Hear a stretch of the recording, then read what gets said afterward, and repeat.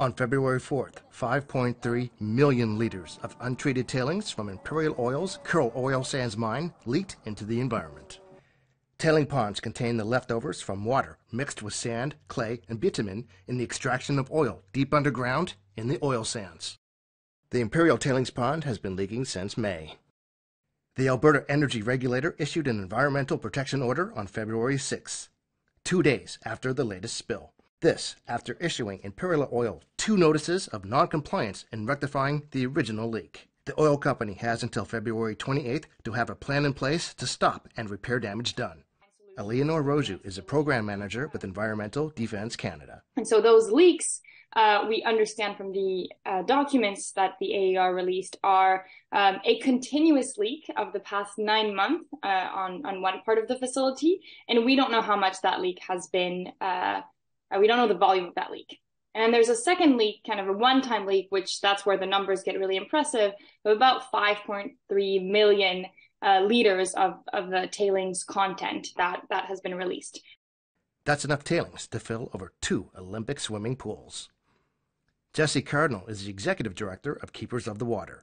She says she's worried the leak toxic sludge will go into the nearby Athabasca River. So now it's going to be leaking in, making its way into the Athabasca River, and we need the federal government, we need the provincial government, and Imperial Oil to be answering these questions of what are the impacts? What are going to be the impacts to the water, to the people living in the community of Fort Chipewyan, to the rest of the communities living downstream? And we want to see action.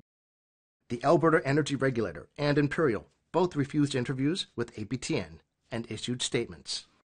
The statement from the regulator says in part that at this time no impacts to wildlife have been reported. It goes on to say, the Government of Alberta sets standards and conditions of approval for licensees, and the AER's mandate is to ensure that companies operate within those requirements.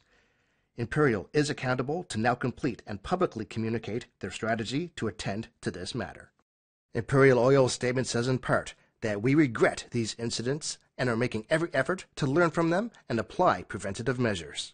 Based on our monitoring to date, there are no reported impacts to wildlife or fish in the area, and no measurable impact to local waterways. Cardinal says that the total volume of Alberta's tailing ponds is about 1.4 trillion liters. So right now we have these 19 toxic ponds. They call them ponds. They're about the size of a lake. Like, they're massive.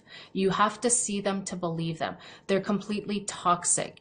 And so now we're at the point where they're starting to massively breach, where you have 5.4 million liters leaking into the environment. Chris Stewart, APTN National News, Edmonton.